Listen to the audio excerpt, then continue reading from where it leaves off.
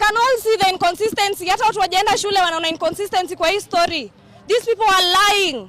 Everybody is lying. Sasa sijui mtatuambia ni familia inadanganya, ama ni hao wanadanganya, ama ni media inadanganya, ama ni polisi wanadanganya, or is it the CCTV? This is enough evidence. How watu they have been lying, they are trying to cover for everything. Na wakati wanaachiliwa waendelee kukaa huku nje, ndio the more wanaendelea kucover their tracks. Kesho tutasikia mtu mwingine sijui amecommit suicide, alafu ameconfess to that killing. Alafu what happens? Hiyo story inafungwa hivyo. As a mother, mimi ni mama na ndio nimekuja hapa kama mama. I'm raising a boy. Tafadhali to know we cannot live in this fear. Saizi tunasikia tu maji chwa kwa tumbo chwa. We have not slept the whole week. Jeff is not my brother, but I can picture my brother in Jeff's face. I cannot imagine my brother in a coffin, hana kichwa nusu imepasuka because of a cold-blooded murder. Anafikiria kona pesa zote zenye zinaweza patikana hii Kenya. Kama akona pesa ya kutosha basi aende alipe Jeff afufuke basi.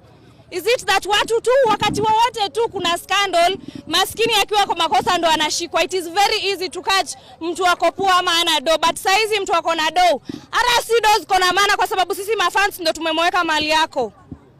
Siti ni pesa iko na maana unless this guy is having support from higher powers. Alafu mtuambie kama justice peke yake inapatiana kwa matajiri, maskini tuache kulipa ushuru. I don't want to pay for taxes if my taxes cannot cover for me. Tu jamani mtuachishe bana. We want these people to be arrested. Take them in and question them. That is what we are asking for. We cannot be living with murderers in our midst. Haiwezi kuhappen hivyo. Let Jeff be the last person now watu wanafanyia hii kitu. Kuna speculation it's not the first murder, it is not the first case.